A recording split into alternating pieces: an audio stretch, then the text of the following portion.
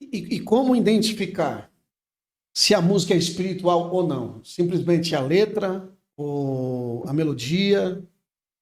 Existe, por exemplo, assim, como eu não sou tão conhecedor da área musical, mas eu vou falar de superficialmente aquilo que a gente ouve, né? E vai percebendo. Existe, de fato, uma influência maligna em músicas, seja elas populares, seja até músicas religiosas. Inspiração. E existe uma inspiração divina em relação aos louvores cantados na igreja. Existe essa diferença? O sagrado, o Tem secular? inspiração maligna em tudo que é canto, até dentro da igreja. Tudo aquilo que não agrada a Deus, influência maligna. Olha, eu gosto de pensar que há um certo nível de inspiração de Deus. Eu estava comentando com o Igor e com o Marquinhos ontem. A gente fez um encontro. O Igor estava presente, na verdade. Fez um encontro com 5 casais. Começou a fluir composições de música no nosso meio. Nós estávamos ali em 5 casais, buscando a Deus e tudo mais. E no meio daquilo a gente estava cantando novas músicas inspiradas naquele momento, naquele tempo e tudo mais. Então eu acredito que há um viés de inspiração. A gente não pode confundir com o viés de inspiração da escritura, né? Acho que isso é outro nível aqui, né? Não dá pra gente comparar as músicas que nós compomos com aquilo que a escritura sagrada é e apresenta. Acho que são 2 níveis diferentes. Uhum. Agora, pensando só em composição, nem era essa a pergunta, o que eu percebo muito é que varia. Então, tem algumas pessoas que são inspiradas e escrevem, outras pessoas, elas desenvolvem técnicas e escrevem, e algumas pessoas parece que o negócio é assim, ó, e a música tá ali inteira, né?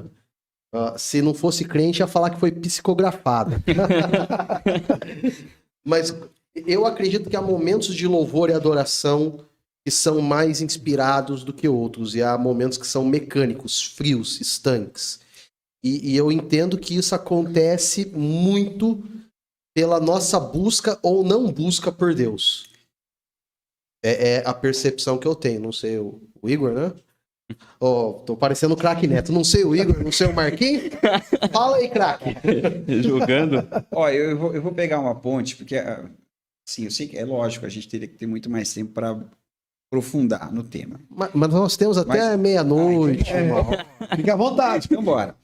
Eu falei agora há pouco da intencionalidade. Quando você parte para um processo de composição musical, nós 4 tivéssemos aqui, olha, a gente vai ter, o pastor propõe, a gente vai ter uma campanha na igreja, ou vou fazer uma sequência de mensagens sobre espiritualidade. Estou falando do tema aqui, estava, né, a bola picando aqui.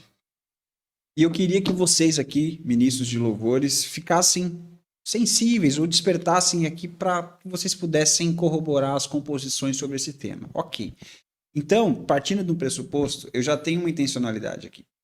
Eu já começo a filtrar todos os outros temas para me preparar para uma ciência. Eu estou falando ciência no âmbito assim, é possível encarar isso como algo concreto. Eu tenho método empírico. Perfeito, obrigado pela palavra. Então, eu sei a partir da própria experiência da pessoa com a vida, exato. Você com o ambiente, você começa a montar as suas ferramentas para aquilo. Em algum momento você vai montar aquilo. Esse montar aí um site que dá na pessoa, né? Um site, ótimo. Esse montar ele vai partir de um segundo contexto. Eu tenho o fluir natural, o espontâneo, de estar ouvindo as mensagens, sentindo aquilo e pegando um instrumento ou enfim, e aquilo começar a criar forma. Ou eu tenho uma intencionalidade por trás, apesar de não fazer parte disso. Por exemplo, a gente tem um mercado gospel hoje, onde você começa a ver nos bastidores muito disso. Cara, essa linha tá dando dinheiro, cantar música sobre esse tema, e aí você começa a criar mecanismo para compor. Então você fala, cara, o Igor lançou um single agora que fala de amor, e amor é a pauta. Então bora, cara, escreva mais 8, 7 músicas, 10 músicas sobre isso. A gente começa a criar uma ciência sobre isso. Então você já não é mais espontâneo. Eu começo a criar metodologia para alcançar esse nicho. Já sei o que eu quero no ouvinte, a reação que ele vai sentir, aquela cadência, qual o caminho harmônico que eu pego, você começa a estruturar e você cria uma metodologia. Então você tem de novo o lance da Isso está presente no intencionalidade. secular também, né? No secular, nos dois Os lados. produtores Isso- conseguem observar isso e... Nos dois lados. Isso que o Marquinhos falou, tanto que eu entrei em contato com uma pessoa que é até conhecida, e ele falou pra mim, eu mostrei minhas músicas, né, eu queria saber o que ele achava sobre. Eu gostei bastante, só que essas suas músicas não tá, tipo... O momento não pede isso. Eu falei, não, mas eu só queria saber se você tinha achado que era bom mesmo. Eu falei, eu sei que não tá no momento, mas era o que eu tava querendo... Como é que você desenvolve, Igor, as suas composições? Em que momento que é? Momento de oração, momento de reflexão? Como é que é? Você observa a natureza, Bíblia? Como é que você flui essa composição sua? Já tive de vários estilos.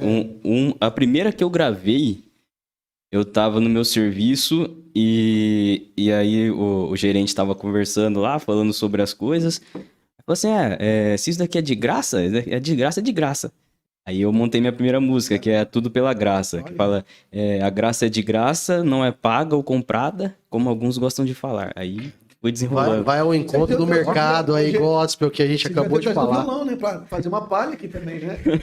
Poxa, eu tinha pensado nisso aí, hein? E teve uma delas, que é Nossa, Louvado Seja o Meu Deus, foi uma oração minha. E aí foi um momento de oração e eu fui escrevendo. Então depende, às vezes é algum ponto de alguma pregação que eu escuto e vejo, eu falo, nossa, isso aqui eu vou usar. Então você tem vários estilos. Vários estilos. O Marquinhos falou da ideia da intencionalidade. Eu lembrei de 2 exemplos. Você acaba gostando de música e acaba percebendo essas coisas, né? O Baruch, há um tempo atrás, ele juntou uma galera, eles foram para uma chácara, um lugar, passaram uma semana lá em culto, oração, busca por Deus, começaram a tocar, desenvolver e começaram a sair composições ali, né? Então, algumas coisas não são só mecânicas, né? São frutos de uma busca por Deus, de um relacionamento com Deus. Sim. Eu falei pro Igor um tempo atrás, ele perguntou assim, e aí, você tá compondo alguma coisa? Eu, não, compondo nada. Parecia que o céu tava fechado e não recebia nada, né, nesse sentido. Porque, quer queira ou não, quando você vai compor uma música, é diferente você fazer uma pregação. Uhum. Como pastor, a gente vai lá, encontra o verbo forte, o que Deus deseja falar através daquele texto, começa a pensar nas aplicações, ilustrações, e você vai montando tudo aquilo.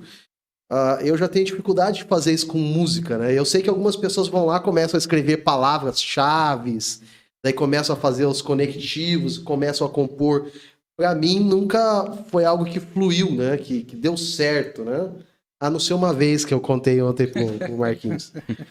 Mas, para mim, tem muito essa questão de como eu estou e como está o ambiente à minha volta para compor, né? Sim. Durante anos eu não toquei mais em banda e recentemente decidimos montar uma banda aí. A 3ª vez que eu tô citando a banda, tô fazendo um bom merchan aqui da minha banda, viu? E hoje eu já tava pensando em parar um tempo, ficar com o violão, pensando em compor algo específico para a banda. Então já é algo que tá fluindo no meu coração. Eu falei que seriam 2 exemplos, né? O Marquinhos citou a questão do espontâneo, e o espontâneo durante uma boa época, principalmente por influência do Diante do Trono, que nós podemos ter várias críticas ao movimento, mas que eles despertaram por um louvor e adoração uma galera, uma geração, isso nós não podemos negar. A Ana Paula Valadão com o Diante do Trono, eles lançaram acho que 5 ou 6 CDs só de espontâneos, só de momentos em que eles se reuniam para cantar livremente. Cantar livremente. A minha cunhada, a Vaninha, ela é apaixonada por esses CDs do Diante do Trono, e ouve, e gosta, e curte. Então, Eu gosto. quer queira ou não, Eu gosto. quer queira ou não, todos nós vamos ter essas influências, essas percepções e como tudo isso afeta, né?